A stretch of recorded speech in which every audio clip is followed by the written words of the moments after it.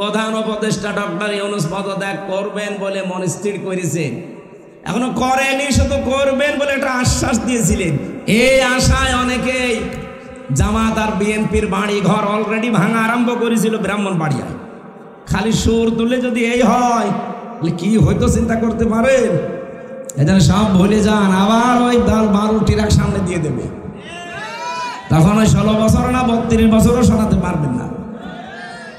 আমাদের আর কি হারানোর আছে, সব তো হারিয়েই ফেলেছি। দল মত জাতি বর্ণ ধর্ম দেখা যাবে না, সব এখন শুধু দেশের জন্য এক হওয়া লাগবে। তাহলে এই ষড়যন্ত্র মোকাবেলা করা আল্লাহর রহমতে সম্ভব ইনশাআল্লাহ। আশা করছি এগুলো ঐক্য এখন খুবই বেশি দরকার। এই আগস্টের 5 তারিখের পর থেকে এই মে মাসের 23 তারিখ পর্যন্ত প্রায় 28টা কুলো তৈরি করেছে ওখানে বসে বসে, একটাও ষড়যন্ত্র সফল হয়নি, সামনে ইনশাল্লাহ হবেও না যদি আমরা এক থাকতে পারি। এই জন্য ছোটখাটো বিষয় ভুলে যাওয়া লাগবে ভাই, এখনো এখন নাই তো পেছনে যেটা আছে না এটাও থাকবে না। কালকে আমরা রাতের বেলায় রাত 2:30-3টার দিকে যে শান্তির মোড় চাঁপাইনবাবগঞ্জে ছিলাম, এখানে যিনি আলোচক ছিলেন এই যে মাওলানা আবুল কালাম আজাদ আজহারি, ওই ভাইয়ের সাথে দেখা হয়েছিল। অনেক গভীর টেনশন চিন্তা মগ্ন আছে যে কি হতে যাচ্ছে দেশে। বললাম এই কঠিন পরিস্থিতি থেকে উত্তরণের একটাই উপায় আছে, এই দেশের ধর্ম দল মত জাতি বর্ণ ধর্ম দেখা যাবে না, সব এখন শুধু দেশের জন্য এক হওয়া লাগবে। তাহলে এই ষড়যন্ত্র মোকাবেলা করা আল্লাহর রহমতে সম্ভব ইনশাআল্লাহ। আশা করছি এগুলো ঐক্য এখন খুবই বেশি দরকার। আরে ভাই দেশে যদি না থাকে আপনার বাড়ি থাকবে? আমি আমার বাড়িতে এখন ঘুমিয়ে থাকতে পারতাম না? দেশের মানুষকে সচেতন করা আমার দরকার কি? আমি দেখতে পাচ্ছি দেশই না থাকলে আমার কুষ্টিয়ার বাড়িও থাকবে না। জালেম হয়ে গেলে কি হয়? আমি তো হানিফের বাড়ি দেখলাম, দেখেছেন হানিফের বাড়ি একেবারে মাটির সাথে মিশিয়ে দিয়েছে, হালকা পাতলা যাই ছিল। এই ফেব্রুয়ারির 5 তারিখে আযাবুল বুলডোজার নাজিল হয়ে সব শেষ।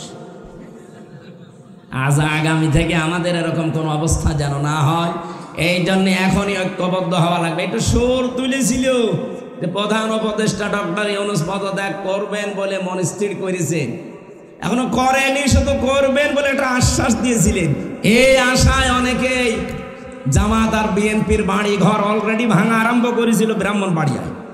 খালি সুর তুলে যদি এই হয় কি হয়তো চিন্তা করতে পারেন। এখানে সব ভুলে যান, আবার ওই 12 ট্রাক সামনে দিয়ে দেবে, তখন ওই 16 বছর না 32 বছরও শোনাতে পারবেন না। আমাদের আর কি হারানোর আছে, সব তো হারিয়েই ফেলেছি। আল্লাহ রাব্বুল আলামিন বলেন সূরা হামিম সিজদার 33 নম্বর আয়াতে আছে, ওমান আহসানু কাওলাম মিম্মান দাআ ইলাল্লাহ ওয়া আমিলা সালিহান ওয়া ক্বালা ইন্নানি মিনাল মুসলিমিন। আল্লাহ পাক বলেন ওই লোকটার চাইতে উত্তম কথা দুনিয়ায় কেউ বলে না, যে লোকটা আল্লাহর দিকে আহ্বান করে। আজকের এই অনুষ্ঠানে ডাকা হবে কার দিকে? নাকি আমি ইমাম সাহেবের দিকে ডাকবো? ওয়া আমিলা সালিহা, আর যে ব্যক্তি ভালো ভালো কাজের আঞ্জাম দেয়। এখানে যে ওয়া আমিলা সালিহা, আমল মানে তো কাজ, আমরা জানি। সালিহ মানে আমার মনে হয় সভাপতি ছাড়া অধিকাংশ মানুষ ভুল বলবে। সালেহ মানে শুধু নেক কাজ না, সালেহ শব্দের শাব্দিক অর্থ হচ্ছে যোগ্য। কি বললাম? আপনাকে যোগ্যতা অর্জন করা লাগবে। ওয়ামিলা সালিহা, ভালো ভালো কাজ শুধু না, যোগ্যতা সম্পন্ন কাজে আপনাকে এগিয়ে যাওয়া লাগবে। এই যে আজ 2 দিন যেটা চলছে যে ডক্টর মোহাম্মদ ইউনূস উনি নাকি পদত্যাগ করতে চায়, বলেন তো বাংলাদেশে এই মুহূর্তের জন্যে ডক্টর ইউনূস যে পর্যায়ে আছে আন্তর্জাতিক বিশ্বে, বাংলাদেশে আর কেউ আছে? আপনি কি মনে করছেন উনি নিজের থেকে এগুলো করতে চায়? পেছনে যে সমস্ত মানুষ নামে জানোয়ার গুলো খাড়া হয়ে আছে তাকে পদত্যাগ করানোর নাম দেওয়ার জন্যে, এগুলো দেশের শত্রু, মানবতার শত্রু, ইসলামের তো শত্রুই। প্রশ্ন আসতে পারে উনি সুদ খেতেন ওনার নামে। আরে ভাই, পৃথিবীতে টিকে থাকার জন্য এখন বাস্তবতার দিকে আপনি তাকান। উনি যদি এই মুহূর্তে দায়িত্বটা ছেড়ে দেন, পাশে প্রতিবেশী নামে কলঙ্ক যারা আছে, ওরা যাদেরকে পুশ করেছে এতদিন, আপনি এর আগে তাকান, হাসিনাকে কাছে রেখে রেখে বিভিন্ন সবক দিয়ে পুশ করে পাঠিয়েছিল, এসে কি করলো দেখলেন না? এই 15.5 বছরও যাদেরকে ওখানে রেখে রেখে বিভিন্ন মেডিসিন দিয়ে ঔষধ খাওয়িয়ে আবার পুশ করেছে, ওদের কথাবার্তাগুলো উল্টা।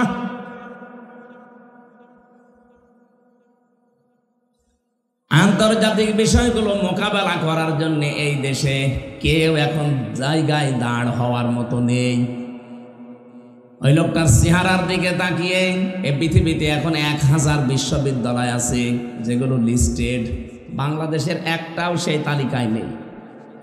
আপনার রাজশাহীও নেই, ঢাকা ভার্সিটিও নেই, কুষ্টিয়া বিশ্ববিদ্যালয়ও নেই। আমি মালয়েশিয়া ছিলাম, মালয়েশিয়াতে এই বাংলাদেশের চাইতে 5 ডবল বড় ওই দেশটা। ওখানেও কয়েক হাজার বিশ্ববিদ্যালয় আছে, কিন্তু একটা বিশ্ববিদ্যালয় শুধু 1000 লিস্টের ভেতরে আছে। তাছাড়া মালয়েশিয়া এত বড় বড় বিশ্ববিদ্যালয় একটাও লিস্টেড নেই। কোথায় তারা বলেন? তাদের গবেষণার স্তরগুলো কোথায়? যত বড় বড় বিশ্ববিদ্যালয় পৃথিবীতে আছে যারা 1000-এর মার্কিং করা, ওই স্যারগুলো সব ইউনুসকে স্যার বলে ডাকে। উনি যদি ওই সময় এসে দায়িত্বটা না নিত, সবচাইতে বেশি ক্ষতি হয়ে যেত এই দেশের মুসলিমদের। আপনি দেখেছেন জাতিসংঘের মহাসচিব পর্যন্ত টুপি মাথায় দিয়েছে, পাঞ্জাবি পরেছে। যোগ্যতা সম্পন্ন হওয়া দরকার আমাদের। এই জন্য শুধু আল্লাহর দিকে ডাকলেই হবে না, নিজ নিজ জায়গা থেকে আমাদের যোগ্যতা সম্পন্ন এখন হওয়া দরকার। অকলা ইন্নানি মিনাল মুসলিমিন। আর 3 নম্বরে সেই লোকটা বলবে যে আমি মুসলমান। কি? চাঁপাইনবাবগঞ্জবাসী, বাংলাদেশের সাতক্ষীরা আর চাঁপাই, এই 2 জেলা স্বতন্ত্র। এখানে ইসলামী মাইন্ডের লোকজন বেশি এবং অত্যাচারও এই 2 জেলায় বেশি হয়েছে। কিন্তু বাকি তারপরও বলেন তো, ওয়াকালা ইন্নানি মিনাল মুসলিমিন, আমি মুসলমান, এই কথা বলার যোগ্যতা এখনো এই দেশে আমাদের হয়েছে না। হ্যাঁ, আপনি আল্লাহর দিকে কম বেশি মানুষকে ডাকেন, প্রতিদিন ডাকেন, 7 দিনে জমার দিন ডাকেন, হয়তো 2 ঈদে 2 বার ডাকেন, অথবা আপনি বিভিন্ন জায়গায় সিস্টেমে আল্লাহর দিকে মানুষকে ডাকেন, এটা আমিও মানি। ভালো ভালো কাজ যেখানে যা পান হালকা পাতলা হলেও করেন, কিন্তু আয়াতের বিধান তো ছিল 3টা। আপনি আল্লাহর দিকে ডাকবেন, ভালো ভালো কাজের আঞ্জাম দেবেন, আর নিজেকে প্রমাণ করা লাগবে, যে বলা লাগবে যে আমি মুসলমান। এই কথা বলার যোগ্যতা এখন এই দেশে অন্তত আমাদের এখনো হয়নি। কারণ আমি যদি বলি আমি মুসলমান, আমার কাছে ঘুষ থাকবে। আমি যদি বলি মুসলমান, আমার বউ বেপরদায় চলবে। বলি যদি আমি মুসলমান, আমার কাছে জেনা থাকবে। এগুলো নেই। কেউ যদি বলেন আমি কিছু করি না, কে বলেছে আপনি করেন না? আপনি যে বাড়ি বানিয়েছেন, আপনি যে একটা প্রতিষ্ঠান করলেন, এই যে টুপিটা মাথায় দিয়েছি, এ রুমালটা দেখতে সুন্দর মনে হচ্ছে, হাজি রুমাল।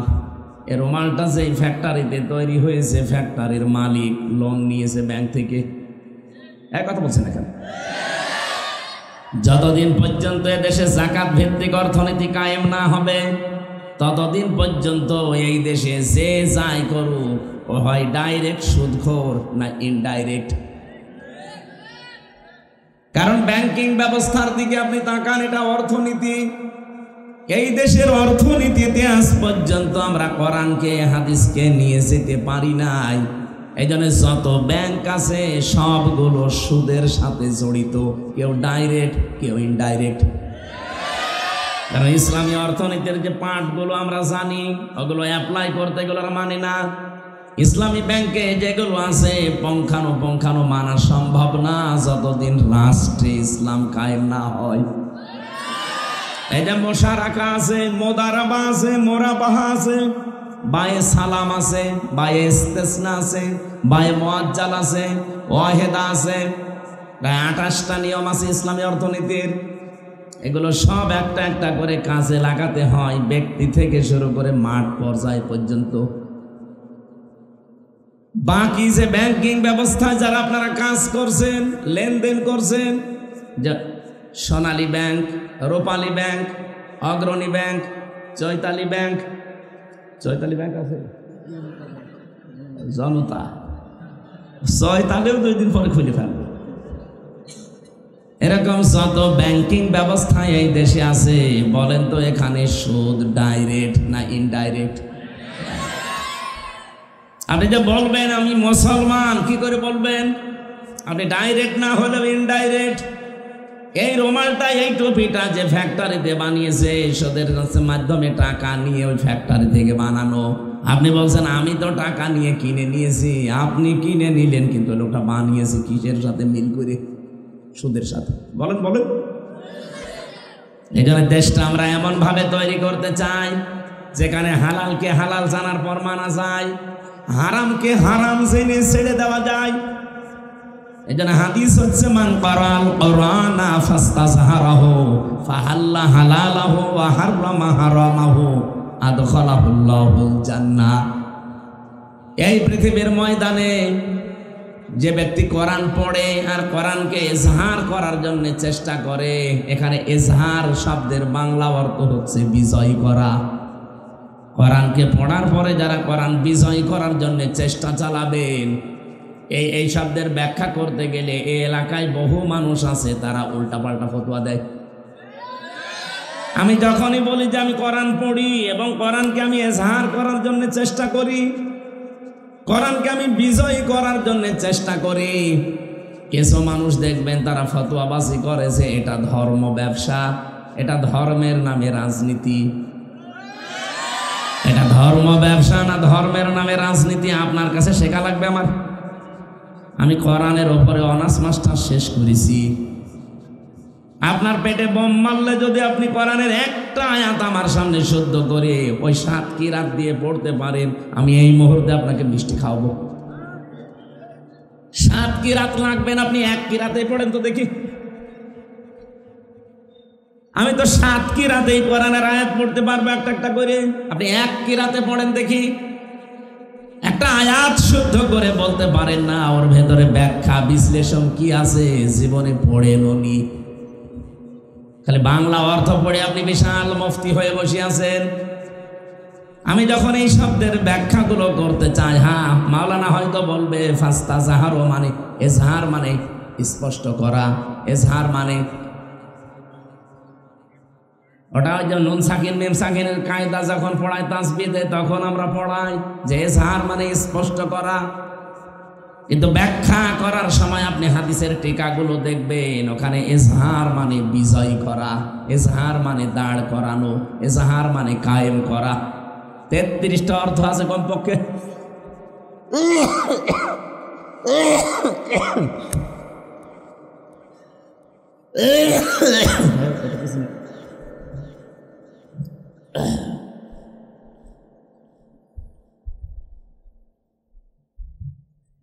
কেন ইজহার শব্দের অর্থ এখানে শুধু স্পষ্ট করা দিলে হবে না, বিজয় করা ধরা লাগবে কেন? এরপরে 2টা শব্দের ব্যাখ্যা আছে। নবীজি ইজহার বলার পরে 2টা শব্দ দিয়েছেন, এটা বলার আগে আবার মাঝখানে ফা দিয়েছেন। এটা যদি বিশ্ববিদ্যালয়ের ক্লাস হতো আমি আরো ডিপলি ভেতরে যেতে পারতাম, কারণ এমনও মানুষ বসে আছে যে ফা কি ও বোঝেই না। তো ওইটার ব্যাখ্যা করা আমার দরকার না, আমি শুধু একটা ইঙ্গিত দিলাম। ফা শব্দটা আরবি গ্রামার অনুযায়ী প্রায় 19টা অর্থে ব্যবহার হয়। এখানে যে ফা নবীজি দিয়েছেন, ফা যদি বাঁধও দিতেন আমি আলেম যারা আমরা অর্থ করতে পারতাম, কিন্তু ফা দিলেন কেন? হযরতে আবু হুরায়রা রাদিয়াল্লাহু তাআলা আনহু বলেন, বিশ্বনবীর কাছে আমি একবার শুনলাম মান ক্বালা লা ইলাহা ইল্লাল্লাহ ফাদাখালাল জান্নাহ, বুখারী শরীফের হাদিস। হযরত আবু হুরায়রা বলেন, কথা শোনার পরে আমি দৌড় দিয়েছি, যারে সামনে পাই তারই বলি যে লা ইলাহা ইল্লাল্লাহ বললে আল্লাহ তাকে জান্নাত দিয়ে দেবে। যে শোনে আমাদের মতো যারা আবেগওয়ালা মুসলমান বলে আলহামদুলিল্লাহ সুবহানাল্লাহ। পড়েছে হযরত ওমরের সামনে, তিনি জিজ্ঞাসা করলেন মান ক্বালা, কে বলেছে এই কথা? তিনি বললেন বিশ্ব নবীর কাছে শুনে আসলাম, তিনি এখনো পর্যন্ত মসজিদে নববীতে বসা। বললেন চলো দেখি নবীর কাছে। আল্লাহর নবীর কাছে গিয়ে বলে, হে রাসূল আপনি এই কথা বলেছিলেন? নবীজি বললেন নাম, হ্যাঁ আমি বলেছি। হযরত ওমর বিচক্ষণ ছিলেন, আমাদের মতো আবেগওয়ালা না, তালে মাতাল না। আপনি তো বলতে পারতেন মান ক্বালা লা ইলাহা ইল্লাল্লাহ দাখালাল জান্নাহ, যে ব্যক্তি লা ইলাহা ইল্লাল্লাহ বলবে সে জান্নাতে চলে যাবে। ফা দিলেন কেন মাঝখানে? নবীজি বললেন ফায়ের ব্যাখ্যা হচ্ছে আইয়ুহাযিরা মা হারামাল্লাহ, যে ব্যক্তি লা ইলাহা ইল্লাল্লাহ পড়বে আর হালালকে হালাল হারামকে হারাম জেনে ছেড়ে দেবে, এই লোকটা জান্নাতে যাবে। ফা শব্দটা কত গুরুত্বপূর্ণ আপনি লক্ষ্য করেন। মান ক্বারাল কুরআনা ফাস্তাযহারাহু বলার পরে নবীজি কিন্তু শেষ করে দিতে পারতেন। ফা তো একবার বললেনই যে ফাস্তাযহারাহু, শব্দটা ছিল ফা ইস্তাযহারাহু, কেন ফা দিলেন মাঝখানে? আবার দ্বিতীয় পয়েন্টে দেখেন ফা হাল্লা হালালাহু ওয়া হাররামা হারামাহু। ফা দেওয়ার যে 19টা অর্থ আছে, এর একটা অর্থ এই, উপরে বর্ণিত কোনো বিষয় যদি আপনি সত্যি জীবনে করেন, পরের যে উপকার বা ক্ষতি আসতেছে এটা মাস্ট বি আপনার জীবনে হবে। প্রথম দুইটা শব্দ কি ছিল? কোরআন যে পড়ে আর কোরআনকে বিজয়ী করার জন্য চেষ্টা চালায়, কারণ কোরআন যেখানে বিজয়ী থাকে সেখানে হালালকে হালাল আর হারামকে হারাম জেনে ছেড়ে দেওয়া সম্ভব হয়। এই কথা বললেন না কেন? কোরআন বিজয় না থাকলে আপনি হালালকে হালাল জেনেও মানতে পারবেন, হারামকে হারাম জেনেও ছেড়ে দিতে পারবেন না? পারবেন না। এই 54 বছর আমরা পারছি না। কত উদাহরণ আছে বাংলাদেশে। এই যে চাঁপাই নবাবগঞ্জের কোর্টে যান, কোর্টের ইট পর্যন্ত টাকা চাই। এই ঘুষ এখন আর ঘুষ নেই, এখন তো নাম পাল্টিয়ে দিয়েছে হাদিয়া, বকশিশ। হযরতে মুআজ বিন জাবাল রাদিয়াল্লাহু তাআলা আনহু বলেন, আমি যখন ইয়েমেনের গভর্নর হয়ে যাচ্ছিলাম, ঘোড়ার পিঠে উঠব, রেকাবের ভেতরে পা দিয়েছি অলরেডি। নবীজি বললেন দাঁড়াও, তোমাকে আমি একটা দেশের দায়িত্ব দিয়ে পাঠালাম, আমি জানি তোমার কাছে বিভিন্ন হাদিয়া তোফা আসবে। কি? খুজলাতুম মাদামাতান ফাইদা সারা রিশওয়াতান ফিদ্দিন ওয়ালাস্তুম বিতারিকিহি ইয়ামনাকুমুল ফাকরা ওয়াল হাজা আলা ইন্না রিহাল ইসলামি দাইরাতুন ফাদুরু মাআল কিতাবি হাইসু দার আলা ইন্নাল কিতাবা ওয়াস সুলতানা লা ইফতারিকান ফালা তুফারিকুল কিতাব ইলা আখিরিল হাদিস রাহু ইবনে মাজাহ। নবীজি বললেন তুমি হাদিয়া তোফা গ্রহণ করতে পারো ওই পর্যন্ত যতক্ষণ হাদিয়া থাকে, কিন্তু কোনো হাদিয়া তোফা যদি ঘুষের পর্যায়ে পড়ে যায় ওইটা আর গ্রহণ করা যাবে না। কিন্তু আমি দেখতে পাচ্ছি সময় এমন আসবে, তোমার প্রয়োজন দেখা দেবে, বাস্তবতা এমন হয়ে দাঁড়াবে যে ঘুষকে বাধ্য হবে মানুষ প্রয়োজনের তাকিদে গ্রহণ করতে। এরকম জায়গা বাংলাদেশে নেই। এক কথা বলেন না কেন? আমার কুষ্টিয়াতে যে ওসি সাহেবকে আমি পড়াতাম ওই 10 সালে, তার বেতন ওই সময় ছিল আমার হালকা মনে আছে খুব বেশি হলো 42,000 টাকা। 42,000 টাকা তার বেতন ওসি সাহেবের। অথচ তার ছেলে মেয়ে আর বউ 3 জন ঢাকায় ফ্ল্যাট ভাড়া করে থাকে। 50,000 টাকা শুধু ফ্ল্যাটের ভাড়া। বেতন তার 42,000, শুধু বাসা ভাড়ায় যদি শুধু বউ আর ছেলে মেয়ের পেছনে যায় 50,000। 2টা ছেলে মেয়ে বিশ্ববিদ্যালয়ে পড়ে, তাদের খরচ, স্ত্রীর খরচ, তার নিজেরও খরচ আছে। বলেন তো বাস্তবতা তাকে ঘুষ খেতে বাধ্য করবে কিনা?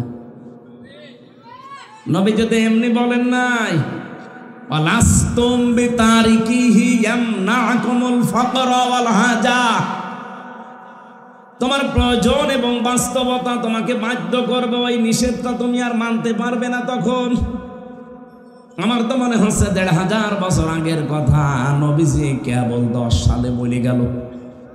কথা বলে না কেন? আপনি এই লোকটার দিকে তাকিয়ে বলেন তো, সে যদি ভালো হওয়ার চেষ্টাও করে কিন্তু ভালো হতে পারছে না, তাহলে তার বউ আর ছেলে মেয়েকে ঢাকায় রাখা ওই সময় চলবে না, হয় কুষ্টিয়ায়, নাই তার বাড়ি গোপালগঞ্জে ছিল, গোপালগঞ্জে রাখা লাগবে, যেখানে ৫-৭ হাজার টাকা হয়তো বাসা ভাড়া, খুব বেশি হলো খাবার দাবার দিয়ে ছেলে মেয়ে নিয়ে ৩০,০০০-এর ভেতরে শেষ। এইরকম জায়গায় রাখলে সে চলতে পারবে। কিন্তু তার স্ট্যাটাস, তার যে মানে যেভাবে সে চলাফেরা করে, তার ছেলে তার মেয়ে তার বউকে যেভাবে তুলেছে, ওই জায়গায় রাখতে হলে কমপক্ষে ১.৫ লাখ টাকা মাসে উপায় করা লাগবে। তার প্রয়োজন দেখা দিয়েছে, বাস্তবতা সে সম্মুখীন হয়েছে, এই জন্য সে কোরআন শরীফ পড়তো আমার কাছে জমার দিন, আর মাঝে মাঝে দেখতাম তার কাছে হাদিয়া আসতো। একবার হাদিয়া এসেছে ১০ লাখ টাকা। হেরোইন ধরা পড়েছিল, হিরোইন। বাংলাদেশের ২টা থানায় সবচেয়ে বেশি ক্রাইম হয়, একটা কুষ্টিয়ার মডেল থানায় আর একটা সিলেটের বিশ্বনাথ থানায়। কারণ মাল পানি আসে তো বাইরে থেকে। হেরোইন ১ কোটি টাকার ধরা পড়েছে। ওই লোকটা এসে ব্যাগ নিয়ে বলছে, স্যার আমার এইটা নেন আর ওই জিনিস ছেড়ে দেন। আমার দিকে তখন আমি পড়াচ্ছিলাম সূরা বাকারার ওয়ালা তাকুলু আমওয়ালাকুম বাইনাকুম বিল বাতিল, আয়াতটা আমার দিকে তাকিয়ে বলছে, হুজুর এটা নেবেন মানে আপনার পড়ালাম কি? আর আজকে এসে ভাগ্যে চক্রে ঘুষের আয়াত পড়িছে। হুজুর এটা তো ঘুষ না, এটা হাদিয়া। হ্যাঁ, আমারে ফতোয়া শিখাচ্ছে হাদিয়া। আপনার সরকার হাদিয়া দেয় না, আপনার বেতন তো মাসে মাসে ঠিকই আসে, ওইটা আপনার জন্য বৈধ। এইটা এখন আর হাদিয়া নেই, এটা ঘুষের পর্যায়। ওই সময় দেখলাম আমার সামনে লোকটাকে গরম দিল, আমি কোরআন শরীফ পড়ছি আর তুমি ঘুষ দাও, তাড়িয়ে দিল। পরবর্তীতে নিয়েছে কিনা আমি জানি না। তো এইরকম হাদিয়া তোফা যদি মাসে অন্তত 5টা আসে, ওর বেতন নেওয়া লাগে। 5টা আসলে মনে করেন 50 লাখ, 10 লাখ করেও যদি দেয় আরো বেশি আসে। কারণ ওই 2 থানায় যদি ওই সময় জানতাম যে বাংলাদেশে কয়েকটা থানা আছে, যদি ঢাকা থেকে বদলি হয়ে কেউ এই সমস্ত থানায় আসতে হয়, কমপক্ষে 50-60 লাখ টাকা উপরওয়ালাকে দেওয়া লাগে। উপরওয়ালা মানে আল্লাহ তাআলা। ওই যে বেনজির ছিল, বেনজির, নজির ছাড়া এই আল্লাহর ওলি, এরপরে আরো নিচে কিছু ছোটখাটো ওলি আছে, তাদের পর্যন্ত দিয়ে, এরপরে আছে মন্ত্রী, সচিব, আমলা, এদের দিয়ে দিয়ে এ পর্যন্ত। তো একটা ওসি যদি বদলি হতে 50-60 লাখ টাকা দিয়ে আসা লাগে, তো 1-1.5 বছর 2 বছর থাকে, ওই টাকা তোলা লাগবে না? ওই বেতন নিয়ে যদি ওই টাকা উপায় করা লাগে, কিয়ামত হয়ে আর একবার কিয়ামত হবে, তাও পাবে না। আমার তো হাদিস পড়ার পরে মনে হচ্ছে নবীজি মনে হয় বাংলাদেশে ছিল। আপনি দেখেন, লাস্তুম বিতারিকিহি ইয়ামনাকুমুল ফাকর ওয়াল হাজা। হে সাহাবী, সময় এমন আসবে তোমার প্রয়োজন হয়ে পড়বে, তোমার হাজত দেখা দেবে, তুমি হাদিয়া তোফা তখন না নিয়ে পারবা না। সাবধান, ইসলামের খুঁটি, ইসলামের যে যন্ত্রপাতি আছে, দুনিয়ার কেউ যদি ইসলামের পক্ষে না থাকে, এগুলো কিন্তু ইসলামের খুঁটি বাতাসে নড়তে থাকবে। কে বলছে? আলা ইন্না রিহাল ইসলামি দাইরাতুন ফাদুরু মাল কিতাবি হাইসু দার, আলা ইন্নাল কিতাবা ওয়াস সুলতান লা ইফতারিকান। অতি শীঘ্রই এমন কিছু মানুষ দুনিয়াতে আবির্ভাব হবে, তারা বলবে কোরআন শরীফ আর রাজ্য রাজনীতি আলাদা। এই চাঁপাই নবাবগঞ্জে বলে নাই, এই কথা বলা লাগবে। আপনার যে বিষয়ে জ্ঞান নেই আপনি মুখ খুললেন কেন?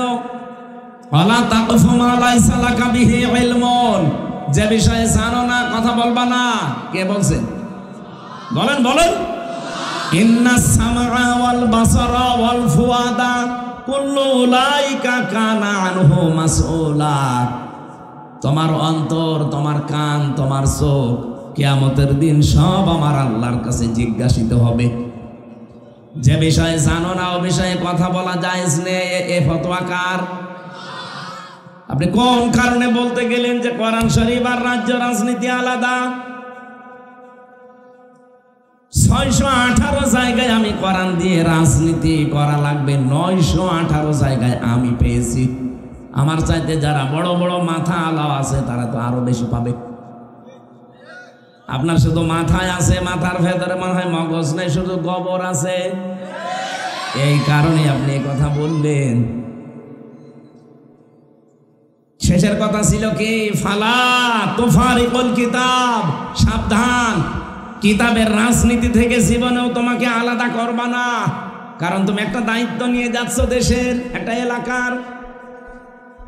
চাঁপাইনবাবগঞ্জবাসী যে কথা বলতে চায়, কোরআন যদি এই দেশে এজহার না হয়, বিজয় না হয়, আল্লাহর কসম আপনি হালালকে হালাল জেনে মানতে পারবেন না, হারামকে হারাম জেনে আপনি ছেড়েও দিতে পারবেন না।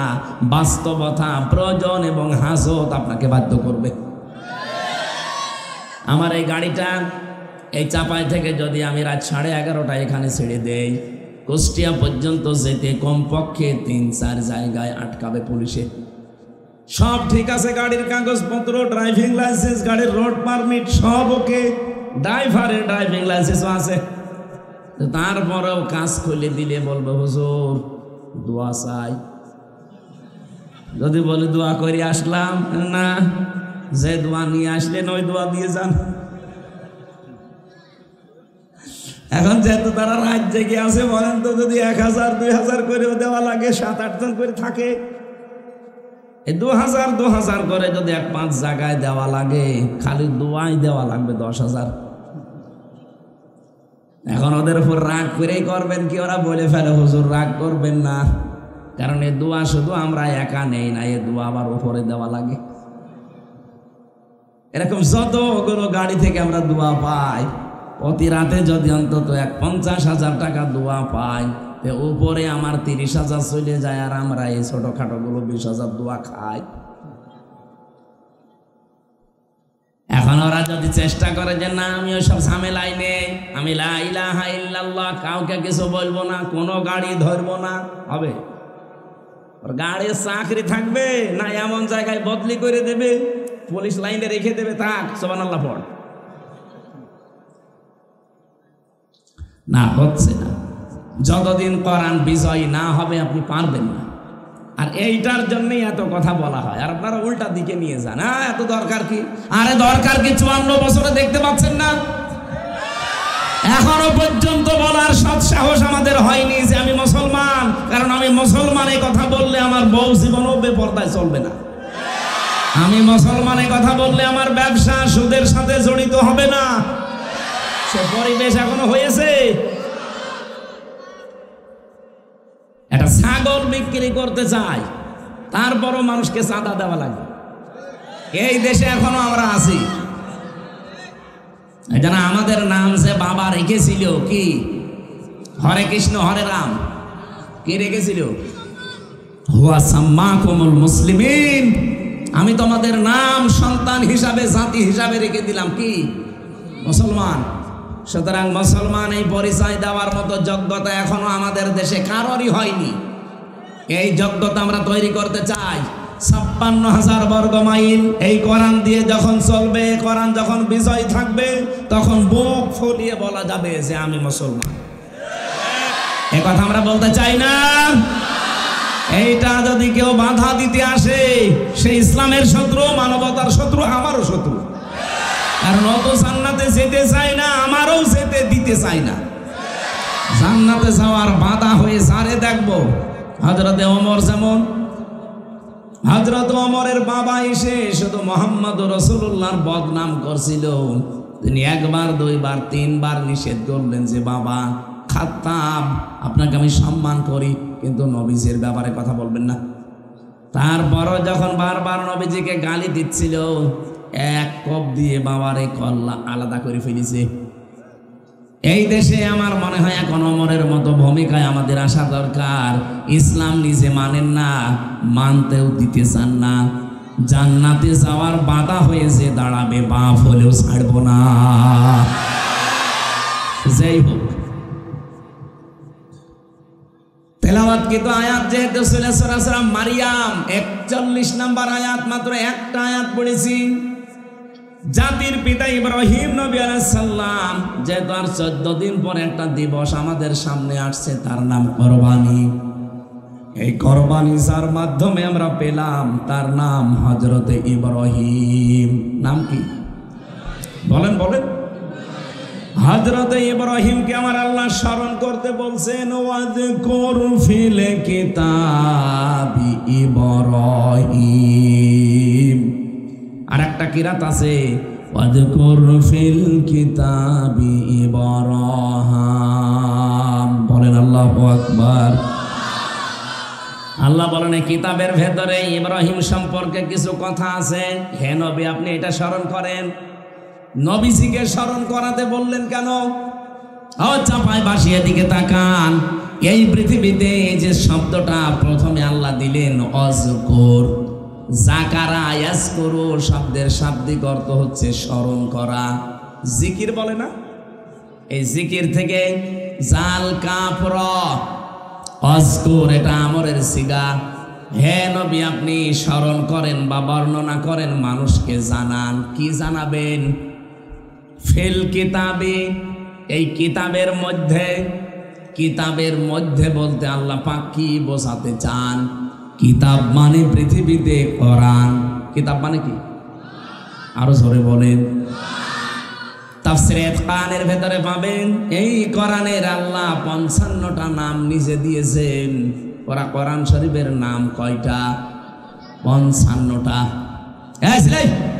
এরা কারা? এরা বসেন, আমারও ওয়াজে বসে চলে যাচ্ছে। আমি ওঠার আগে কে ওঠা যাবে না নাকি শেষ করে দেব? এত কষ্ট আমার মনে হয় এই বছরের মাহফিলে ওই শুধু রাজশাহীর একটাই করেছিল, আর এই আজকের একটা। এরা মেশিন লাগিয়ে পানি ছেঁকেছে আপনাদের জন্য, আর আপনারা চলে যাচ্ছেন কোন কারণে? এই মোস্তফা ভাই তার লোকজন সাথে নিয়েছে, কষ্ট। আমি সেই এসেছি রাত মনে হয় 3টার দিকে, এই এসেই দেখতেছি তারা এই লেগে আছে এর পেছনে। মসজিদে দেওয়ার কথা ছিল, কিন্তু পরিবেশটা যেহেতু হালকা করতে পেরেছি, কখন বৃষ্টি নেমে যায় বলা যায় না। যতক্ষণ বৃষ্টি না আসে থাকবেন না, এটা বলা আবার ঠিক না। বৃষ্টি দেখা যাচ্ছে 2 দিন হইল না, অন্তত ঘন্টাখানিক থাকেন নাকি? এই আয়াতটা আমার যতদূর নিয়ে যায় আমরা ততদূর যাবো ইনশাআল্লাহ। 14 দিন পরে দিবস আসতেছে, দিবস তো আসবে চলেও যাবে, তা কিছু নেওয়া লাগবে না? কিতাবের ভেতরে, কিতাব মানে কোরআন শরীফ, 55টার নামের 55টার বাস্তব কিছু নাম আমরা আপনাদেরকে শোনাচ্ছি। কোরআনের ভেতরে আল্লাহ সবচাইতে উত্তম নাম দিয়েছেন, তার নাম হচ্ছে কোরআন। নাম কি?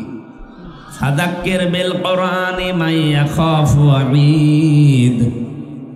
রব্বুল আলামিন বলেন, হে নবী আপনি যখন জিকির করবেন, আলোচনা করবেন, উপদেশ দেবেন, তখন আমার কোরআন থেকে দেবেন।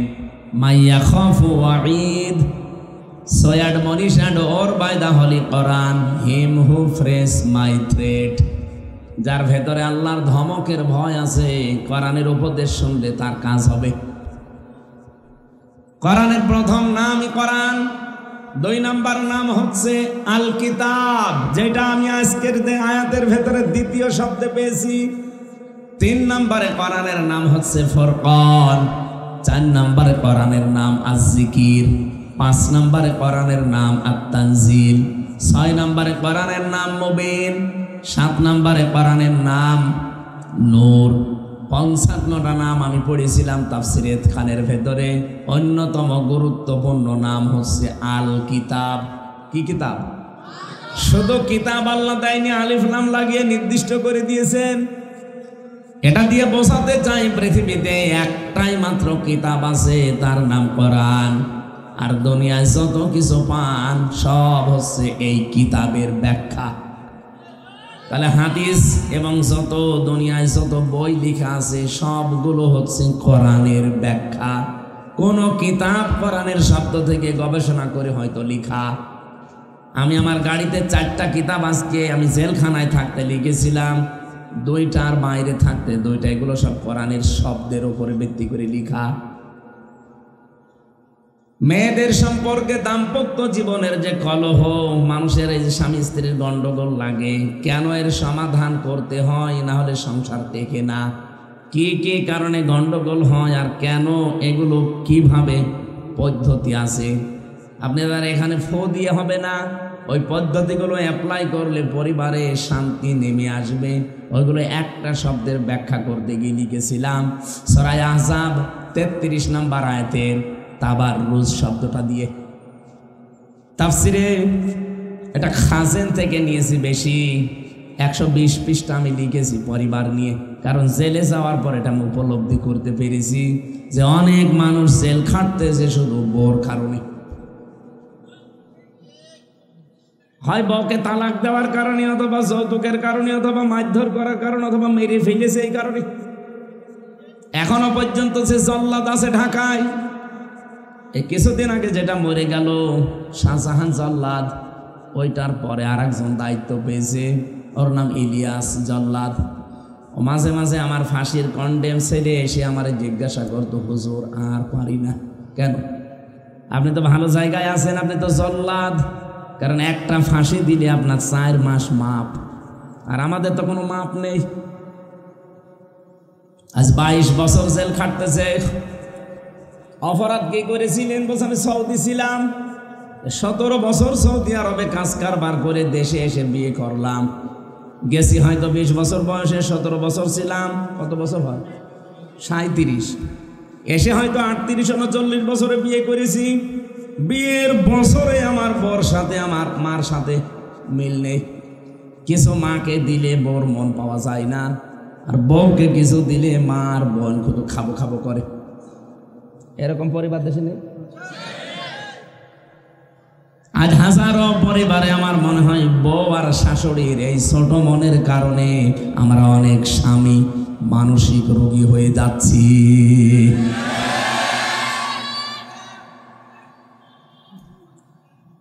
আমার মনে হয় চিল্লাচ্ছে যেগুলো এখনো বিয়ে করেনি, বিয়ে করে তো চিল্লাবে। এখনো তো বেড়ার কোলে থাকেননি, বেড়ার কোলে থাকবে তারপরে তো চিল্লাবে। মা বোনেরা, আমার মনে হয় মেয়েরা এসেছে, সম্মানিত মা বোনেরা, শুধু নামাজ পড়া রোজা রাখার কালো বোরকা পরা ইবাদত না। আপনার কারণে যে আপনার স্বামীটা আজ মানসিক রোগী হয়ে যাচ্ছে টের পাচ্ছেন আপনি। আপনার কথা মতো চলতে গেলে মা বাবার মন পাওয়া যায় না, মা বাবার কথা মতো চলতে গেলে আপনার বিছানায় পাওয়া যায় না। কথা বলেন না কেন? এখন ও লোকটা করবে কি? শেষ পর্যন্ত ধুকে ধুকে ওই পলাশ সাহার মতো নিজের অস্ত্র নিজে মাথায় রেখে মরে যায়। অত মরে গিয়েছে, তাক বেঁচে গেল না, মরে গেলে তার বেঁচে যায় না, তা তো যাক গেল, ওর জীবনে আর কিছু নেই। কিন্তু আমরা যে পলাশ সাহা ছিল এএসপি, আমরা এরকম বহু স্বামী আছি মানসিক যন্ত্রণায় মৃত মানুষের মতো বেঁচে আছি। সম্মানিত মা বোনের রেকর্ড হচ্ছে, সারা দুনিয়া যাচ্ছে। মা বোনদেরকে হাতে পায়ে ধরে বলছি আমি আপনাদের খুব ভালোবাসি। কিয়ামতের দিন হাজারো মেয়ে লোক জাহান্নামে যাবে শুধুমাত্র এই ছোট মনের কারণে, ছাড় দিতেই পারে না। মা যারা বসে আছে, মা যদি মনে করে আমার ছেলের জন্য আমার বেটার বউকে আমি একটু হালকা ছাড় দিলাম, কি আসে যায়, শান্তি সৌর্য তো আপনার ছেলে পায়, একটু আপনার সমস্যা কি? বউ যদি মনে করে না আমার স্বামী এই 25-30 বছর পর্যন্ত ওর মা বাবাই তোর পেছনে শ্রম দিয়েছে, আমি তো আর ছিলাম না, আমি তো কেবল 3 দিন এসেছি, আমি একটু ছাড় দিয়ে চলে, ও যতদিন মা বাবা আছে অন্তত হক আদায় করুক। একটু যদি মনটা উদার করে নিজের মা বাবার মতো মনে করে ছেড়ে দেয়, পরিবারের জীবনে কোনো স্বামী আলাদা হবে না। চাঁপাইনবাবগঞ্জে আলাদা হওয়ার সিস্টেম নেই না ভাই, ঠিক হচ্ছে না। মা বোনেরা আশা করছি মনটা একটু ব্রড মাইন্ডের করেন, এই ন্যারো মাইন্ডের হওয়া বাদ দেন। আপনি নিজেও জান্নাতে যেতে পারছেন না, আমাদেরকেও জান্নাতে যাওয়া থেকে বঞ্চিত করছেন। আমার কুষ্টিয়ায় আমি যেখানে, যেমন এখানে ঈদের নামাজ যেখানে পড়ায় প্রায় 11 গ্রামের মানুষ, 11 গ্রামের মানুষ আপনি হিসাব করেন, কমপক্ষে ওখানে মাওলানা এনামুল হক শাফি সাহেব এতদিন ইমাম ছিলেন, উনি মারা যাওয়ার পরে লোকজন আমারে নিয়েছে। 11 গ্রামের আপনি হিসাব করেন কত লোক হতে পারে।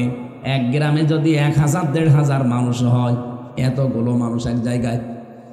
তো উনি যখন কামেল পাশ করে আসলেন এলাকায়, উনি বললেন যে আমি এলাকায় থাকতে চাই না, আমি চলে যেতে চাই দূরে কোনো জেলায়। লোকজন বলছে বাবাজি কামেল পাশ করে মাওলানা, তখন তো বলতো টাইটেল পাশ করে আসলে আর চলে যাবা মানে। উনি ওই সময় একটা উদাহরণ দিয়েছিলেন ঈদগায় নামাজ পড়াতে, আমার আজও মনে আছে, ভালো করে শুনবেন। কারণ জ্ঞানী মানুষদের এক একটা কথা ওটা পাথর পাহাড়ের চাইতেও ভারী। বললেন দেখেন আমি এলাকায় থাকতে চাই, সেই ছোটবেলা থেকে আপনাদের কাছে আমি কারো ছেলে কারো ছোট ভাই এইভাবে আস্তে আস্তে মানুষ হয়েছি। ছোটবেলায় কেউ আমার ডাকতো এই শাফি এদিকে আয়, ওই শাফি কোথায় বলতো না। আমি এখন টাইটেল পাশ করে কামেল পাশ করে মাওলানা হয়ে এলাকায় আসলাম। ওই আমার বন্ধু বান্ধব যারা আছে, আমার ছোট ভাই, আমার বয়সী যারা, আমার চাচা আমার দাদা, ওরা তো আর বসবে না যে শাফি সাহেব কামেল পাশ কিনা। ও ঠিক ওই সে 12 বছর আগে যেভাবে ডাকতো ওই শাফি, ওইভাবেই বলবে ওই শাফি। আমি তো সে শাফি আছি, কিন্তু আমার নামের আগে এখন একটা আলেম লেখা আছে। কি কথা বুঝতেছেন? আর আলেম তো আর যার তার নামের আগে লেখা যায় না। আল উলামা ওয়ারাসাতুল আম্বিয়া, আলেমরা নবীর ওয়ারিস। নবীজি বলেন আমি থাকলে যা করতাম আমার আলেমরা যদি ওইটা করে, ওরা কিন্তু সাধারণ থাকে না, ওরা তখন আমার উত্তরাধিকারী হয়ে যায়। স্থলাভিষিক্ত নায়েবে রাসূল। নবীজিকে কেউ যদি বলে এই মোহাম্মদ, বলতে পারে? বলেন। তাহলে আমি শাফি সাহেবের আগে মাওলানা এনামুল হক শাফি লেখা। আপনি তো আর মনে করবেন না যে আমি কামেল পাশ করে এসেছি, মনে করবেন ওই সে 5-এ পড়তাম গ্রামে সেই শাফি আছি। আপনি বয়সে হয়তো বড় অথবা সমবয়সী, একবারে আপনি আবেগে বলবেন এই শাফি শোন। আপনি আলেমের অসম্মান করে ফেলবেন। আমার নিজের জন্যে না, আপনার জন্য হলেও আপনাকে আমি বাঁচাতে চাই, এই জন্য আমি এলাকায় থাকবো না, দূরে থাকি, বছরে 2-1 বার আসবো, ওই চলবে। কি বলেছিল আপনি ইঙ্গিত পেয়েছেন? কথা বুঝতেছেন না? বোঝেননি? আমি আপনাদেরকে বাঁচাতে চাই, আমাকেও বাঁচাতে চাই। আপনারা তো বাঁচবেন নিজেদেরকে এভাবে উল্টাপাল্টা না ডেকে, আর আমি আমাকে বাঁচাতে চাই। কারণ যখনই আপনি বলবেন যে এই শাফি, তখন আমার মনের ভেতরে একটা অহংকার আসতে পারে। কি আমি টাইটেল পাস আর আমার এই শাফি বলে ডাকছে, ভেতরে একটা অহংকার চলে আসতে পারে। আমি নিজেকেই নিজে বরবাদ করে ফেললাম। আমি নিজেকে ওই জন্য বাঁচাতে চাই, আপনাদেরও আমি বাঁচাতে চাই। আমার ভাইরা, আমি যে কথা তুলেছিলাম, আজ আমরা আমাদের মনটা যদি ন্যারো মাইন্ডের না করে ব্রড মাইন্ডের করতে পারতাম, এই স্বামীর যে সম্মান মর্যাদা আপনি তো এখনো টের পাননি যে এ বেটা কি জিনিস। নবীজি বলেন পৃথিবীতে যদি আমি মেয়েদেরকে আল্লাহ বাদে অন্য কাউকে সেজদা দেওয়া জায়েজ থাকতো, মেয়েদের কানের কাছে মুখ নিয়ে বলতাম মেয়েরা আর যাই করো স্বামীর পায়ে সেজদা দাও। কত বড় সম্মান, আল্লাহর পরে তার স্থান, আর আপনি তার মুখে মুখে তর্ক করেন, তার মা বাপ তুলে আপনি গালি দেন। খাদিজাতুল কুবরা রাদিয়াল্লাহু তাআলা আনহার জীবনী পড়েছি, পুরাটা জীবনী আমি কয়েকবার পড়েছি। আমি দেখেছি তার পুরা জীবনে কোনোদিন তিনি 1 ওয়াক্ত নামাজ পড়েননি, একটা রোজা রাখেননি, জীবনে একদিনের জন্য তিনি পর্দায় ছিলেন না। একটা টাকা যাকাত দেননি, জীবনে কোনো দিন একবারের জন্যও হজ করেননি। কারণ হচ্ছে এই বিধানগুলো সব নাজিল হয়েছে তার ইন্তেকালের পরে, এই জন্য তিনি করেননি। কিন্তু তার সম্মান দেখেছেন, এই পৃথিবীতে জিন্দা অবস্থায় একজন মানুষকে, একজন মহিলাকে আমার আল্লাহ সালাম দিয়েছিলেন, তার ভেতরে খাদিজা, আর একজনকে দিয়েছিলেন তার নাম হজরতে আসিয়া। হজরতে আসিয়াকে আমার আল্লাহ শুধু সালাম দিয়েছেন, কিন্তু ঘর বানিয়েছেন জান্নাতে আমি পাইনি। আসিয়া চেয়ে নিয়েছিলেন, বলেছিলেন আল্লাহ তুমি আমার জন্য জান্নাতে একটা ঘর বানিয়ে দাও যেখানে বসে বসে তোমারে দেখা যায়। কিন্তু খাদিজাতুল কুবরার জন্য আমার আল্লাহ নিজে জান্নাতে ঘর বানিয়ে সুসংবাদ পাঠিয়েছেন। উনি চেয়ে নিয়েছেন আর এনার জন্য বানিয়ে আল্লাহ পাঠিয়ে দিয়েছেন। মর্যাদা কোথায় আপনি টের পাচ্ছেন? আল্লাহ নিজে সালাম দিয়েছে, জান্নাতে ঘর বানিয়ে পাঠিয়েছে। ওরা জীবনী পড়ে আমি সামারাইজ এটাই পেয়েছি, একটাই মাত্র কারণ, নামাজ নেই, রোজা নেই, পর্দা নেই, হজ নেই, যাকাত নেই। একটা কারণে আল্লাহ এত খুশি, জীবনী কোনোদিন সাংসারিক যতদিন ছিলেন নবীর সংসারে কোনোদিন বিশ্ব নবীকে একদিনের জন্য তার মনে দুঃখ দেননি, কষ্ট দেননি। আল্লাহ জানে এত খুশি ছিলেন খাদিজার উপরে। আপনি বলেন তো, এখানে আমরা যারা স্বামী আছি, জীবনে কোনোদিন আজ পর্যন্ত বউ আমাকে একদিনের জন্য দুঃখ দেয়নি, এরকম স্বামী আছেন? হাত তোলেন তো দেখে একজন।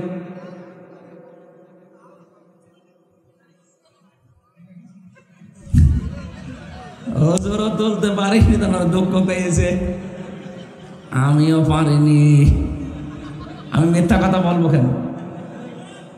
মুরব্বী পেরেছে না? না ভাই, আপনি হাসছেন কোন কারণ? আমরা যদি না পারি, আপনারা কোন জাহান্নামে আছেন এটা থার্মোমিটার দিয়ে মাপা দরকার। সম্মানিতা মা বোনেরা, না হচ্ছে না, আমার মনটা ভেঙে গেল। কার বাড়ি এসে খাবার খেলাম আজকে, তাহলে মনে হয় বাড়ি আলাও এখন অসন্তুষ্ট। নামাজ পড়েন আপনি, রোজা রাখেন আপনি, বোরকা পরেন, অথচ স্বামীর মনে প্রতিদিন 10 বার করে দুঃখ দিতে আছেন। খাদিজা জীবনে কোনোদিন 1 সেকেন্ডের জন্য স্বামীকে দুঃখ দেয়নি। আল্লাহ এমনি খুশি না তার উপরে, আল্লাহর আরশ খুশি হয়ে গেছে, জান্নাতে ঘর বানিয়ে তার জন্য সুসংবাদ পাঠিয়েছে। সুবহানাল্লাহ বলতে পারেন না?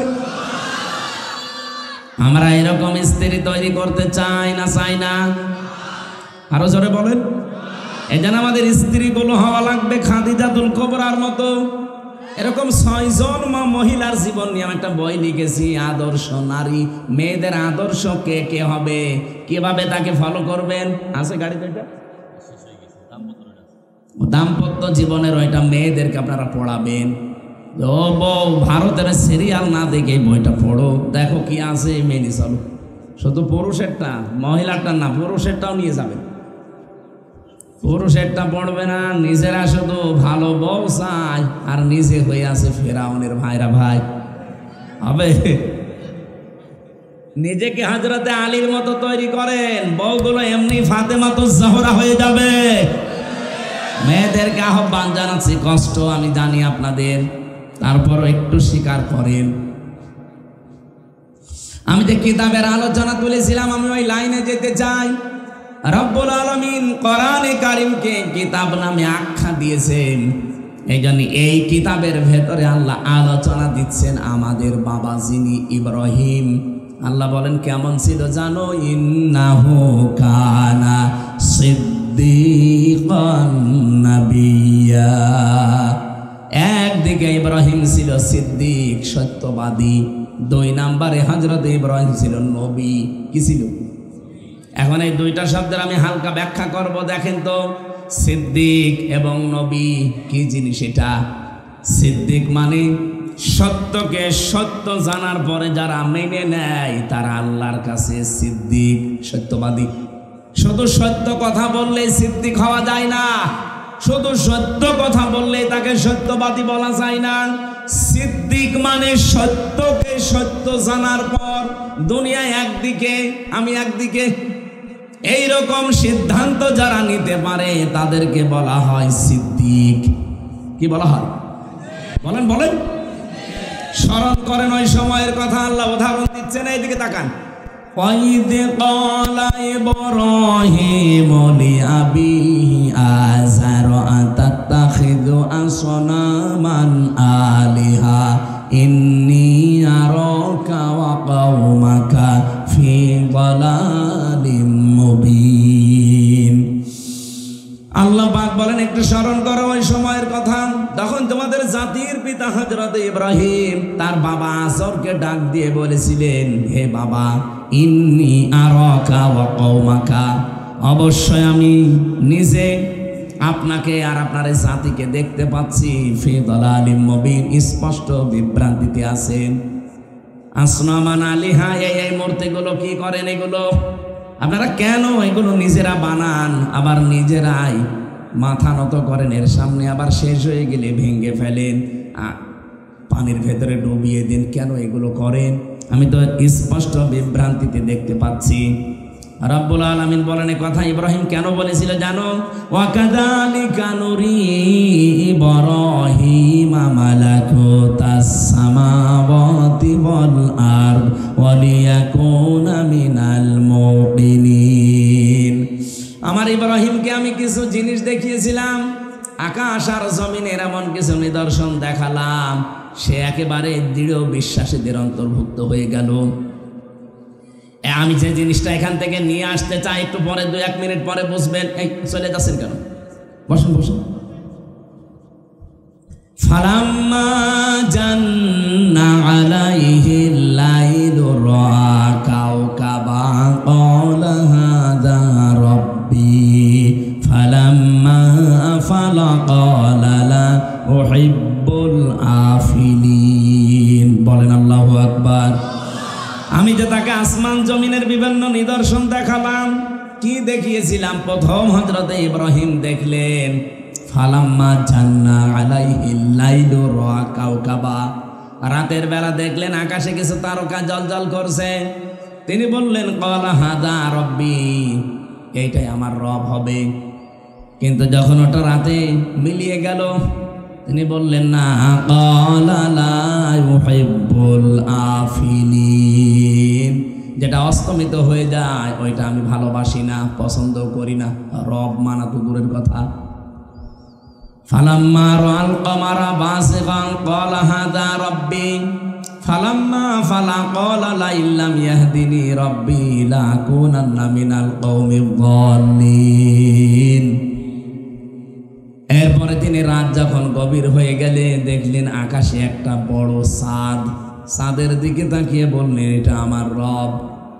ভোরবেলার দিকে আস্তে আস্তে যখন ওটা মিটিয়ে গেল, অস্তমিত হয়ে গেল, হারিয়ে গেল, বললেন না, যেটা মিটে যায় হারিয়ে যায় ওইটাকে আমি মানি না।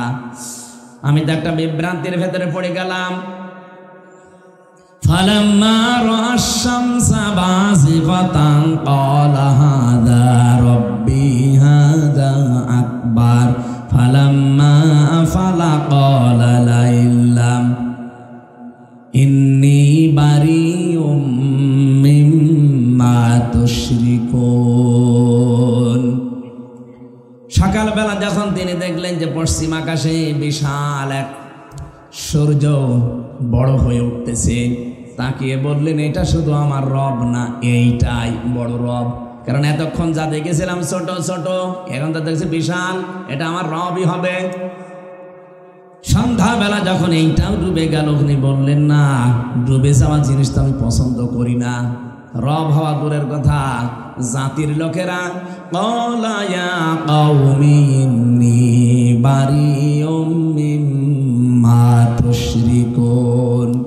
জাতির লোকেরা কান খাড়া করে শোনেন, আমি কিন্তু তোমাদের সাথে এখন আর কোনো কিছুর সাথে পূজা করি না, শরীক করি না। আমি তোমাদের থেকে মুক্ত। মুক্ত হয়ে তিনি বসেছিলেন না, তিনি ঘোষণা দিয়ে জাতিকে জানিয়েছিলেন একটা কড়া কথা, ইন্নী ওয়াজ্জাহতু ওয়াজহিয়া লিল্লাযী ফাতারাস সামাওয়াতি ওয়াল আরদা হানিফা ওয়া মা আনা মিনাল মুশরিকিন। হযরত ইব্রাহিম বললেন, হে আমার পিতা আজর বা তারেক এবং জাতির লোকেরা, অবশ্যই আজকে থেকে আমার এই চেহারা, আমি আসমান আর জমিনের যিনি উদ্ভাবক, যিনি বানিয়েছেন তার দিকে আমি ঘুরে পড়লাম। তোমাদের কারো সাথে আমি আর নেই। এতটুকু যাই বলেছিলেন, কারো সাথে আর নেই, আমি শুধু ঘুরে পড়েছি তা না, হানিফা, আমি একনিষ্ঠভাবে ঘুরলাম, ওমান আমিনাল মুশরিকিন, আর আমি মুশরিক না। বাবার পক্ষ থেকে জবাব শোনেন। তার বাবা এবার ডাক দিয়েছে, ক্বালা রাগিবুন আনতা আন আলিহাতি ইয়া ইব্রাহিম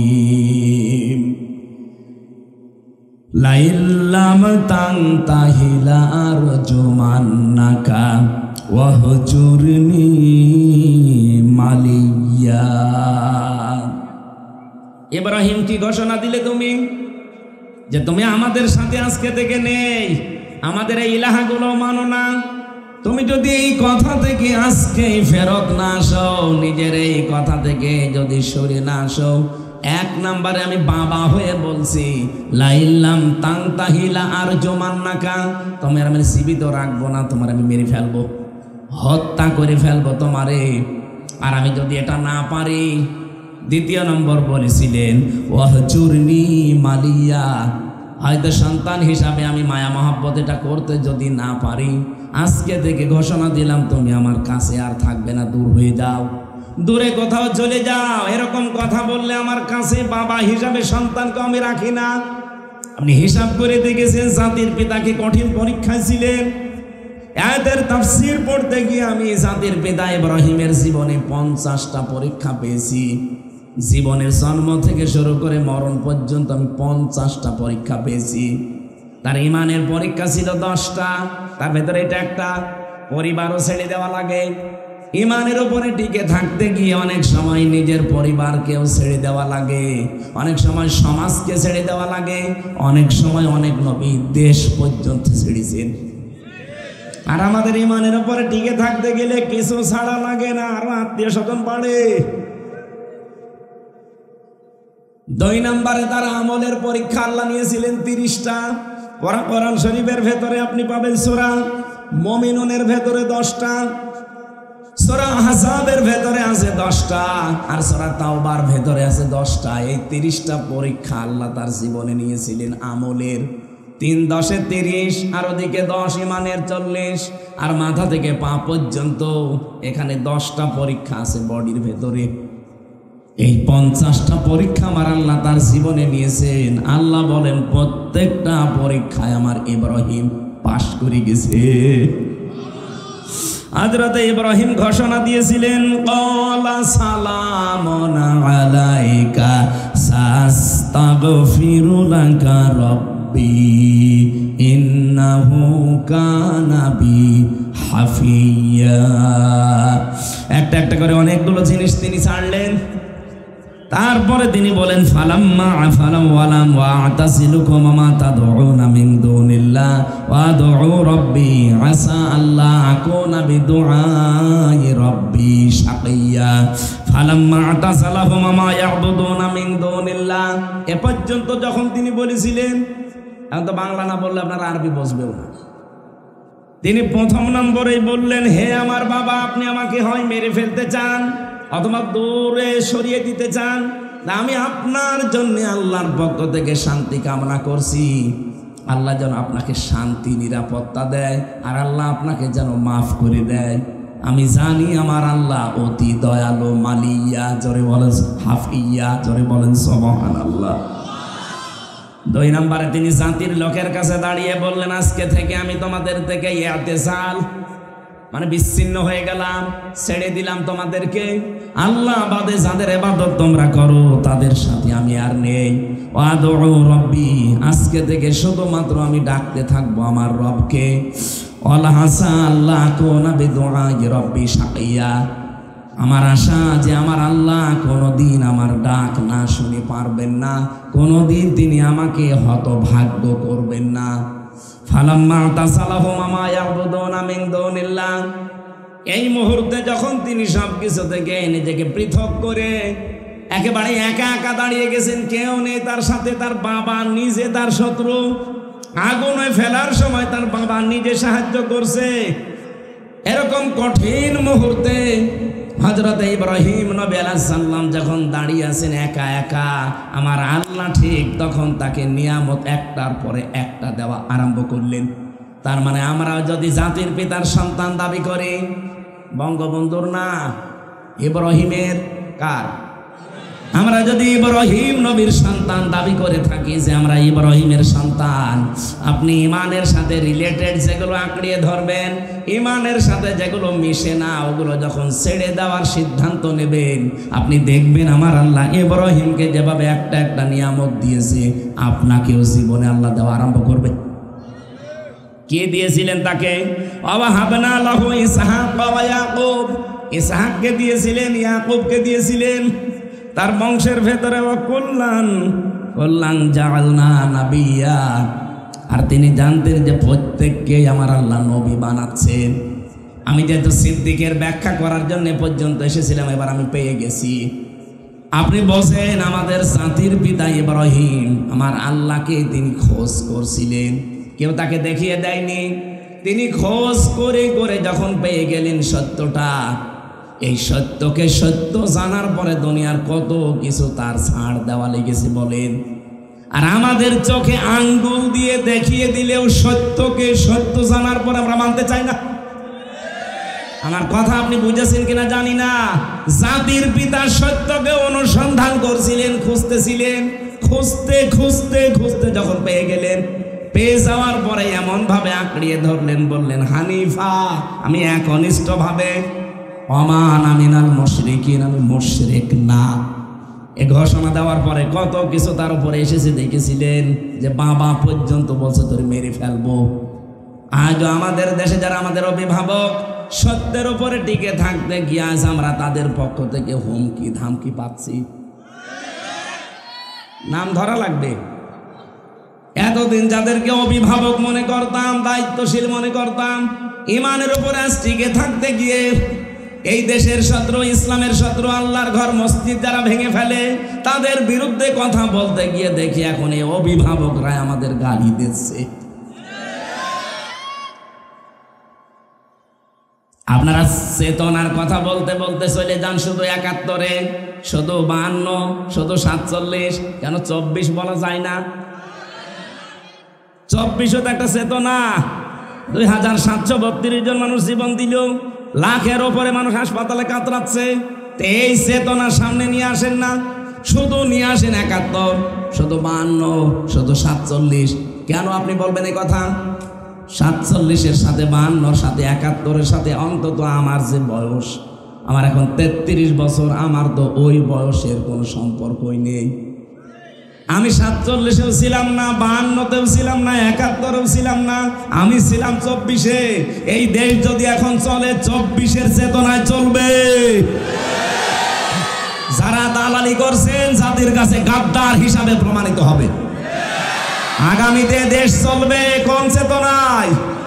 ২৪। জোরে বলেন। এই চেতনা থেকে আজ যারা দূরে সরে গেছেন বিভিন্ন হাদিয়া তোহফা পেয়ে, এই জন্য দেশে অরাজকতা চলছে। জাতির কাছে অলরেডি আপনারা গাদ্দার হয়ে গেছেন, দালাল হিসাবে পরিণত হয়ে গেছেন। থামেন। নিজেদের জীবনেও স্যাক্রিফাইস কম ছিল না, অনেক কিছু ছাড় দিয়েছেন, আপনারাও মাসলুম, কিন্তু মজলুম হয়ে এখন আবার নিজেরাই জালেম হয়েছেন না। হয়তো 2 বছর 5 বছর খাবেন, এরপরে ওরা 15 বছর খেয়ে যদি টিকে থাকতে না পারে, আপনি 5 বছর আরামে খেয়ে কি করবেন? 5 বছর পরে আপনার বাড়ি ঘর শ্মশান হয়ে যাবে। আমরা চাই না আপনার বাড়ি শ্মশান হোক। যাদের অভিভাবক মনে করি তারা এখন আমাদের গালি দেয়, আমরা নাকি ধর্ম ব্যবসায়ী। কোন কারণে এই রক্ত পিচ্ছিল পথে আমার আসা দরকার? আমার বাবার চা আছে, আমার চা আছে, আমি যদি মরণ পর্যন্ত শুধু নাকে তেল দিয়ে ঘুমিয়ে খাই, আমার জীবন শেষ হয়ে যাবে, কিচ্ছু হবে না। কিচ্ছু করা লাগবে না, বাধ্য হয়ে এই রাস্তায় আসা লাগে। কারণ আমি দেখতে পাচ্ছি দেশ পর্যন্ত বিক্রি হওয়ার ষড়যন্ত্র চলছে। আমি ঘরে বসে থেকে কি করব? ঘরও থাকবে, দেশ বিক্রি হয়ে গেল, ঘর তো বিক্রি হয়ে যাবে। ইব্রাহিম নবী যা যা ফেস করেছিল, আজ ইব্রাহিমের সন্তানরা আমরা তাই তাই ফেস করছি। এত ভালোবাসতাম, এত মহব্বত করতাম, এত ভালো মনে করতাম যে উপরে, আর তারা এখন সালে তুলতেই 47, তুললেই 52, তুললেই 71। কথা তুললে 47, 52, 71-এর না, কথা তুললে আমার বয়সের সাথে তোলেন, 24-এর চেতনার কথা বলবেন। কারণ আগামী জুন মাসের 10 তারিখে জুলাই ঘোষণাপত্র দেওয়া লাগবে, আর এটা দেওয়ার ওয়াদা অলরেডি অন্তর্বর্তীকালীন সরকারে যারা আছে তারা দিয়েছে। জাতির সাথে তামাশা না করি 10 তারিখ ওটা দিয়ে দিন, ওইটা দিয়ে দেবেন, ওই অনুযায়ী দেশ চলবে। তখন এই অটোমেটিক যে চোপ্পমিয়া আছে, চোপ্পমিয়া অটোমেটিক বাতিল হয়ে যাবে। কারণ সংবিধান বাতিল হয়ে গেলে চোপ্পও শেষ। তখন 24-এর চেতনায় দেশ চললে, এই 9 মাসে যেভাবে দেশটা দাঁড়িয়ে গেছে, 5 বছরে দেশ মালয়েশিয়ার উপরে চলে যাবে। আরে ভাই, আমি তো সারা বিশ্বের মানচিত্র বাস্তবতা তো বুঝি, আমি তো আন্দাজে বলছি না, দেখে এসেছি। মালয়েশিয়া দাঁড়িয়ে গেছে 2004 সালের পর থেকে, সিঙ্গাপুর দাঁড়িয়ে গেছে 2004 সালের পর থেকে। তারা মাছ বিক্রি করে খায়। সিঙ্গাপুর বাংলাদেশের চাঁপাইনবাবগঞ্জের চাইতেও ছোট। চাঁপাইনবাবগঞ্জে মাথাও মাছ 40 কিলো হবে না, এর চাইতে বেশি। ওই সেই গোদাগাড়ির পর থেকে আরম্ভ করে কানসার্ট পর্যন্ত হিসাব করে দেখেন, অন্তত 45-50 কিলো হয়ে যাবে।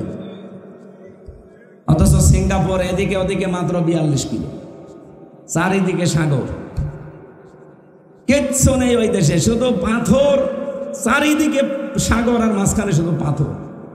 এর উপরে যদি দেশটা ওরা মাছ বিক্রি করে খেত, 21-22 বছরে দাঁড়িয়ে গেছে, আমরা দাঁড়াতে পারি না 54 বছরে। পরনের লুঙ্গি পর্যন্ত চুরি হয়ে যায়। বঙ্গবন্ধু কি চুরি হয়েছিল? কম, এত চোর থাকলে হয় না। আমরা যখন নেমেছি জাতির পিতা ইব্রাহিমের সন্তান হিসাবে, আশা করছি অনেক কিছু পরীক্ষা সামনে আসতেছে। অনেক নিজে খুঁজে খুঁজে অনুসন্ধান করে করে তখন আল্লাহকে পেয়েছেন। সত্যকে সত্য জানার পরে উনি মেনে নিয়েছেন। ওনাকে আল্লাহ বলেন তুমি সিদ্দিক। আর আমাদের চোখে আঙ্গুল দিয়ে দেখিয়ে দেওয়া হচ্ছে যে এটা সত্যের পথ, এটা দেশের পথ, এটা মানবতার পথ। না, ও মানতে চায় না, কারণ ওকে তো ফ্যান খাইয়ে পাঠিয়েছে। তিনি 2 নম্বরে ছিলেন। তাহলে সত্যকে সত্য জানার পরে যারা দ্বিধাহীন চিত্তে প্রশ্ন ছাড়া মেনে নেবেন, এই মানুষগুলোকে আমাদের দিন সিদ্দিকে আকবর আবু বকরের সাথে উঠবেন। হযরতে আবু বকর তিনি শুধু আবু বকর ছিলেন, কিন্তু যখনই নবীজির মেরাজের এই কাহিনী বিশ্বাস করার পরে তিনি বললেন, হে নবী, আপনি যদি বলেন সারা জীবন নদীর পানি মহানন্দ এদিকে চলছে এদিকে চলছে, হঠাৎ মহানন্দর পানি এমনি উঠতেছে, আমি তাই বিশ্বাস করব? নবীজি বললেন, ও আবু বকর, তুমি এত বড় কঠিন বিষয় বিশ্বাস করে নিলে প্রশ্ন ছাড়া, তোমাকে তো আমি আজকে খালি হাতে ফেরত দিতে পারি না। আজকে থেকে তোমার নাম আমি একটা লকব লাগিয়ে দিলাম, তুমি আবু বকর না, তুমি আবু বকর সিদ্দিক। এই জন্য সত্যকে সত্য জানার পরে যারা প্রশ্ন ছাড়া দ্বিধাহীন চিত্তে মেনে নেবেন, কিয়ামতের দিন তারা উঠতে পারবেন সিদ্দিকে আকবর। এবং আমাদের বাবা যিনি জাতির বাবা হযরতে ইব্রাহিম, তিনি সিদ্দিক, তার সাথে বলেন সুবহানাল্লাহ। 2 নম্বরে ইব্রাহিম নবী ছিলেন নাবিয়া। নাবিয়া মানে, নবী শব্দের শাব্দিক অর্থ হচ্ছে সংবাদ বাহক। নবীটা নাবা থেকে এসেছে। নাবা শব্দটার বাংলা অর্থ হচ্ছে ব্রেকিং নিউজ। আপনি এই নিউজ শব্দটা ইংরেজি থেকে আপনি লিখতে আরম্ভ করেন, দেখেন NEWS নিউজ। এন দিয়ে যদি নর্থ ধরেন, ই দিয়ে যদি ইস্ট ধরেন, ডাব্লু দিয়ে যদি ওয়েস্ট ধরেন, আর এস দিয়ে যদি সাউথ ধরেন, তাহলে তামাম দুনিয়ার কিছু বাকি থাকে? বলেন না কেন? আল্লাহ পাক বলেন, নবী ইব্রাহিম তামাম পৃথিবীর সব আমি আল্লাহ খবর তার কাছে দিয়েছিলাম। ওই যে ওয়াকাযালিকা নুরি ইব্রাহিম, আমি ইব্রাহিমকে দেখিয়েছিলাম মালাকুতাস সামাওয়াতি ওয়াল আরদ, আসমান আর জমিন পরিব্যাপ্ত যত নিদর্শন সব তাকে দেখিয়েছিলাম। এই নিদর্শনগুলো সে দেখে দেখে আমি আল্লাহকে শেষ পর্যন্ত খুঁজে পেয়ে গেছে। ও জাতির লোকেরা, নবী যে সংবাদ আমাদের কাছে নিয়ে এসেছেন, উনি তো আমাদের জাতির পিতা ছিলেন ইব্রাহিম, আর আমরা যাকে মানি উনি জাতির পিতারও পিতা।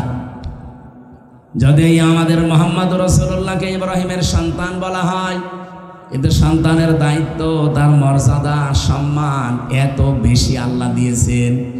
ইব্রাহিমকে তো শুধু সিরিয়ার জন্য পাঠিয়েছিলেন নবী হিসাবে, আর আমাদের নবী মুহাম্মদ রাসূলুল্লাহকে সিরিয়া না, শুধুমাত্র আমেরিকা না, সৌদি আরব না, তামাম দুনিয়ার জন্য সংবাদ বাহক করে পাঠিয়েছেন। বলেন সুবহানাল্লাহ।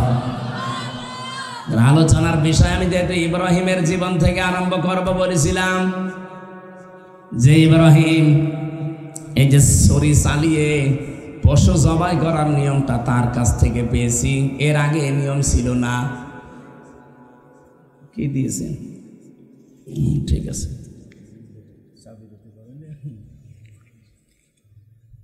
আপনারা কি চলে যাবেন এখনই? এদের খরচ দেখতে পাচ্ছেন কি অবস্থা, সব উড়ে গেছে, ছিঁড়ে গেছে, ডবল খরচ হয়ে গেছে। ওনারা 2 দিন ব্যাপী অনুষ্ঠান চালাতে হিমশিম খাচ্ছে। অন্তত কোরআনের পক্ষে আপনার 5টা টাকা থাক, এটা যদি চান তাহলে ওনারা যাচ্ছে। 5 মিনিটের ভেতরে যা আছে এনেছেন দেওয়ার জন্য দিয়ে যাবেন। কই লোক কই আপনার? ভেতরে যান, তাড়াতাড়ি যান। যে মানুষগুলো যাচ্ছে খুব তাড়াতাড়ি এদের কাছে আপনারা বের করে রাখেন, দিয়ে গেলেই দিয়ে দেবেন। সম্মানিত মা বোনদের কাছে ওই যে স্বেচ্ছাসেবিকা আছে, বাচ্চারা আছে, ওদের কাছে দিয়ে দিন। তাড়াতাড়ি ভাই, সময় নেই, তাড়াতাড়ি করেন। সুবহানাল্লাহ ওয়ালহামদুলিল্লাহ লা ইলাহা। ওটাওটি করেন মানে বসেন। যারা শুধু চাদর নিয়ে যাচ্ছে তাদের কাছে ছাড়া কেউ উঠবেন না। গভীর ষড়যন্ত্র চলছে অলরেডি বাংলাদেশ নিয়ে। এই আগস্টের 5 তারিখের পর থেকে এই মে মাসের 23 তারিখ পর্যন্ত প্রায় 28টা কুলো তৈরি করেছে ওখানে বসে বসে। একটাও ষড়যন্ত্র সফল হয়নি, সামনে ইনশাল্লাহ হবেও না যদি আমরা এক থাকতে পারি। এই জন্য ছোটখাটো বিষয় ভুলে দেওয়া লাগবে ভাই, এখনো এখন, নাই তো পেছনে যেটা আছে না এটাও থাকবে না। কালকে আমরা রাতের বেলায় রাত 2:30-3টার দিকে যে শান্তির মোড় চাঁপাইনবাবগঞ্জে ছিলাম।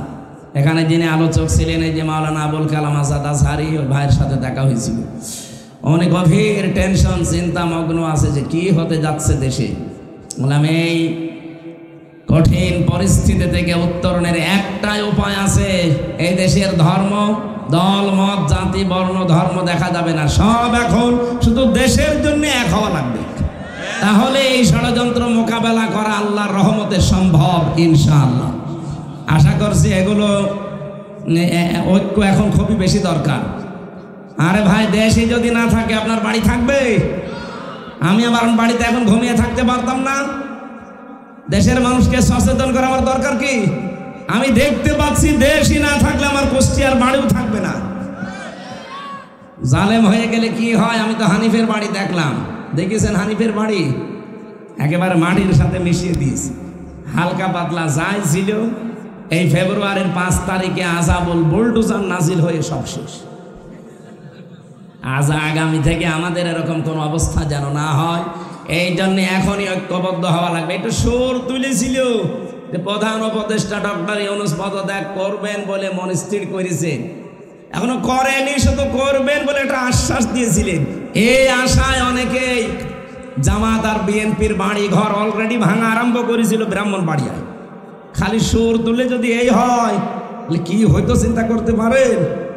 এজন্য সব ভুলে যান, আবার ওই 10-12 ট্রাক সামনে দিয়ে দেবে, তখন ওই 16 বছর না 32 বছরও শোনাতে পারবেন না। আমাদের আর কি হারানোর আছে, সব তো হারিয়েই ফেলেছি। এজন্য যতটুকু বাকি আছে এটা যেন হারিয়ে না যায়। আল্লাহ আমাদেরকে জাতির পিতা ইব্রাহিম নবী আলাইহিস সালামের কাছ থেকে আমরা এই পশুর কোরবানি শিক্ষা পেয়েছিলাম। এই কোরবানি আমাদের জীবনে আর 14 দিন পরে আসতেছে। এই কোরবানির মাধ্যমে নিজের ভেতরের আমিত্ব, হিংসা, অহংকার এটাও যেন কোরবানি করতে পারি। জোরে বলেন আমিন। বারাকাল্লাহু লানা ওয়া লাকুম ফিল কোরআনিল আযীম। আল্লাহুম্মা আমিন।